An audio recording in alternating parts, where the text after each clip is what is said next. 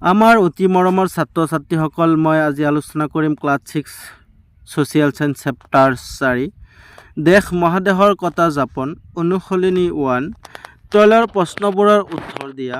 ছাত্ৰ ছাত্ৰীসকল, তোমালোকৰ প্ৰথম নম্বৰটো হৈছে ক পৃথিৱীৰ মহাদেশৰ নাম কি কি? উত্তৰ, পৃথিৱীৰ 7টা মহাদেশ। 1 number Asia, 2 number Africa, 3 number America অৰ্থাৎ নৰ্থ আমেৰিকা, 4 নম্বৰ দক্ষিণ আমেৰিকা অৰ্থাৎ সাউথ আমেৰিকা, 5 নম্বৰ এণ্টাৰ্কটিকা, ইয়াত এণ্টাৰ্কটিকাই ইংলিছত দিয়া আছে, 6 নম্বৰ ইউৰোপ, 7 নম্বৰ অষ্ট্ৰেলিয়া কেতবোৰ স্থান ইখন অষ্ট্ৰেলিয়া ইখন বুলি কোৱা হয়। এই মহাদেশবোৰ পৃথিৱীৰ স্থানভাগৰ বৃহৎ অংশ গঠন কৰে। নম্বৰ খ সম্পূৰ্ণৰূপে দক্ষিণ গোলাৰ্ধৰ পৰা মহাদেশখনৰ নাম কি? উত্তৰ, সম্পূৰ্ণৰূপে দক্ষিণ গোলাৰ্ধৰ সাউথেৰ্ণ হেমিস্ফিয়াৰে থকা একমাত্ৰ মহাদেশটো হ'ল এণ্টাৰ্কটিকা, ইংলিছতো এণ্টাৰ্কটিকাই। নম্বৰ গ পৃথিৱীৰ দীৰ্ঘতম পৰ্বতমালাৰ নাম কি? ইয়াত সোধা হৈছে পৃথিৱীৰ দীৰ্ঘতম যিটো পৰ্বতমালা আছে তাৰ নামটো কি? ইয়াত উত্তৰত আহিছে পৃথিৱীৰ দীৰ্ঘতম পৰ্বতমালাৰ নাম হৈছে এণ্ডিছ পৰ্বতমালা। ইয়াতো এণ্ডিছ দেৱা আছে, ইংলিছত মাউণ্ট ৰেঞ্জ, এইটো ইংলিছত হয়। নম্বৰ গ পৃথিৱীৰ আটাইতকৈ ডাঙৰ মৰুভূমি কোনখন? যিটো আমাৰ মৰুভূমি আছে এইটো কোনখন, এইটো আমাক সোধা হৈছে। উত্তৰ, পৃথিৱীৰ আটাইতকৈ ডাঙৰ গৰম মৰুভূমি হৈছে ছাহাৰা মৰুভূমি, যি উত্তৰ আফ্ৰিকাত অৱস্থিত। যিটো আমাৰ উত্তৰ আফ্ৰিকাত অৱস্থিত আছে, তাত গৰম যিটো মৰুভূমি সেইটো ছাহাৰা। তোমালোকে লিখি দিবা। নম্বৰ উংগ পৃথিৱীৰ আটাইতকৈ দীঘল নদীখনৰ নাম কি? যিটো বহুত লম্বা দীঘল নদী, তাৰ নামটো কি? উত্তৰ, পৃথিৱীৰ আটাইতকৈ দীঘল নদীখনৰ নাম হৈছে নীল নদী। যিটো নীল নদী আছে সেইটো আটাইতকৈ দীঘল নদী। পৃথিৱীৰ আটাইতকৈ বহল নদীখনৰ নাম কি? যিটো বহল নদী তাৰ নামটো সুধিছে। ইয়াত উত্তৰত পৃথিৱীত আটাইতকৈ বহল সবাতকৈ বেছি পানী বাহনৰ ক্ষমতা থকা নদীখনৰ নাম হৈছে আমাজন নদী, যিটো আমাজন ৰিভাৰ। নম্বৰ পঞ্চম পৃথিৱীৰ আটাইতকৈ ডাঙৰ মহাদেশখনৰ নাম কি? যিটো আটাইতকৈ মহাদেশ আছে তাৰ নামটো সোধা হৈছে। ছাত্ৰ ছাত্ৰীসকল, তোমালোকে আমি যেনেকৈ কৈ আছোঁ তেনেকৈ লিখিবা, তোমালোকে 100 মাৰ্ক পাই যাবা, 100%। উত্তৰ, পৃথিৱীৰ আটাইতকৈ ডাঙৰ মহাদেশ হৈছে এছিয়া। চমু টোকালিকা, যিটো এছিয়া আছে সেইটো তোমালোকে জানা, সেইটো লিখি দিবা। নম্বৰ ক এছিয়া মহাদেশ, ইউৰোপ মহাদেশ, আফ্ৰিকা মহাদেশ, উত্তৰ আমেৰিকা। নম্বৰ ক এছিয়া মহাদেশ, এছিয়া হৈছে পৃথিৱীৰ আটাইতকৈ ডাঙৰ আৰু জনবহুল মহাদেশ। প্ৰায় 4,458 নিযুত বৰ্গ কিলো এলেকা বিস্তৃত আৰু পৃথিৱীৰ জনসংখ্যাৰ প্ৰায় 60% লোক এই মহাদেশত বাস কৰে। এছিয়াত 49টা দেশ আছে আৰু ভাৰত, চীন, জাপান, ইণ্ডোনেছিয়া আদিকে অন্তৰ্ভুক্ত কৰে। মাউণ্ট এভাৰেষ্ট, ইয়াংজে নদী আৰু বঙা যেনে প্ৰাকৃতিক সম্পদ ইয়াত পোৱা যায়। এই মহাদেশত বহু ধৰ্মৰ উপপ্ৰীতি হৈছে, যেনে হিন্দু, বৌদ্ধ আৰু ইছলাম। অৰ্থনীতি, সংস্কৃতি আৰু ইতিহাসৰ দিশৰ পৰা এই বিশ্বত গুৰুত্বপূৰ্ণ। বুজিছনে তোমালোকে?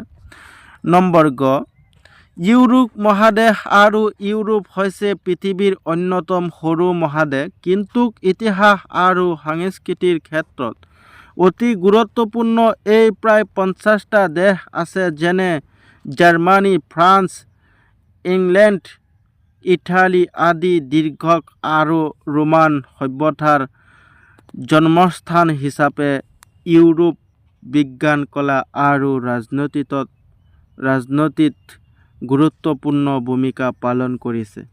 ইয়াত উন্নত আৰু ধনী দেশসমূহ আছে, আৰু এই ইউ যেনে আঞ্চলিক সংস্থাৰ মুখ্য অংশ ইউৰোপীয় উপনিবেশিকতা বিশ্বত ব্যাপকভাৱে বিস্তাৰ কৰিছিল। আজিও এই বিশ্ব ৰাজনীতিত সক্ৰিয়। নম্বৰ গ, আফ্ৰিকা মহাদেশ। আফ্ৰিকা হৈছে পৃথিৱীৰ দ্বিতীয় বৃহত্তম মহাদেশ আৰু প্ৰাকৃতিক সম্পদত ভৰপূৰ।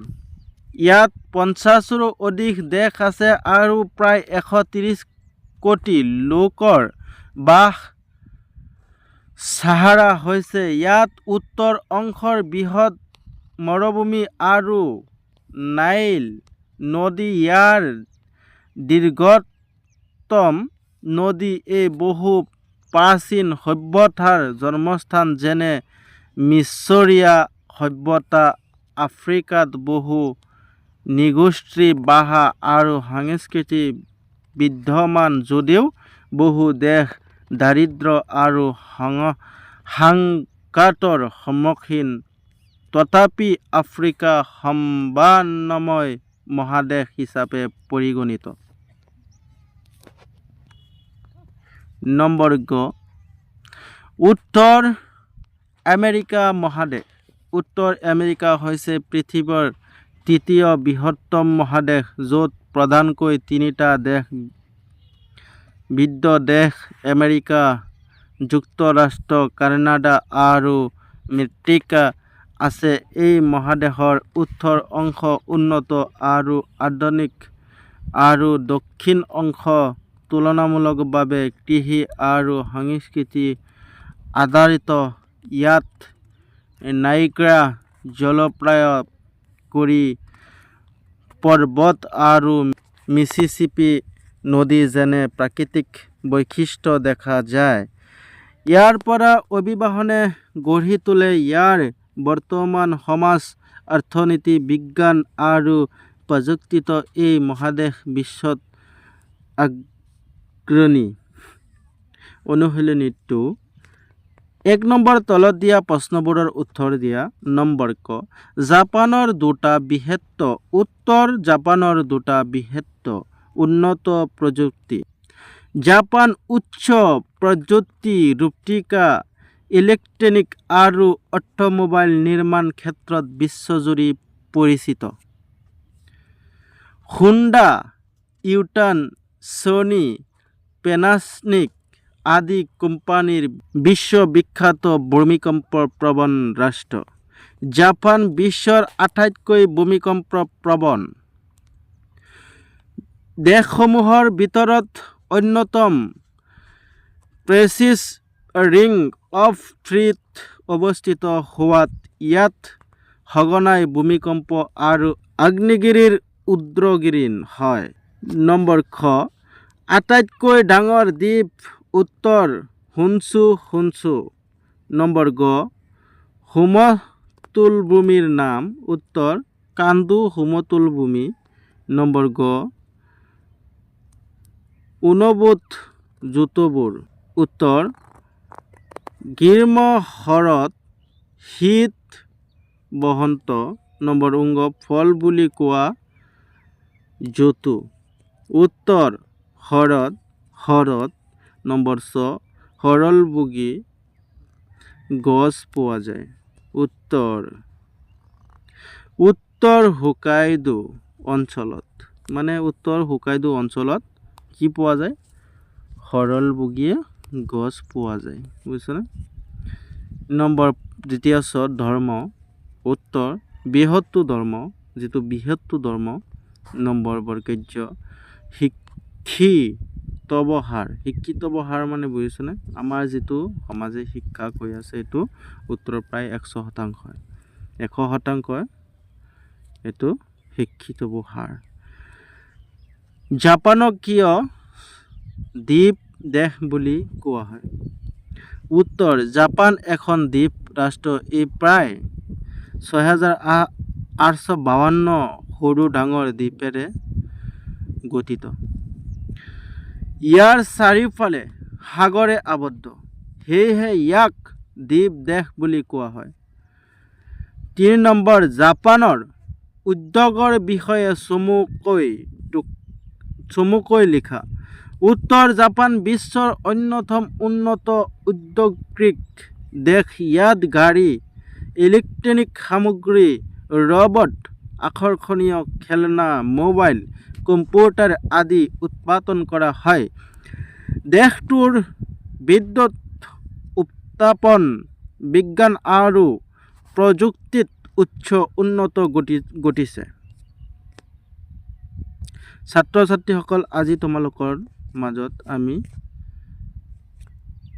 ইমানলৈকে সামৰিলোঁ যদি মোৰ ভিডিঅ'টো ভাল লাগিছে তেনেহ'লে তোমালোকে মোৰ চেনেলটো ছাবস্ক্ৰাইব কৰি দিবা আৰু ভিডিঅ'টোত এটা লাইক কৰি দিবা আৰু তোমালোকে কোন ধৰণৰ ভিডিঅ' লাগে কমেণ্ট বক্সত মোক জনাই দিবা অ'কে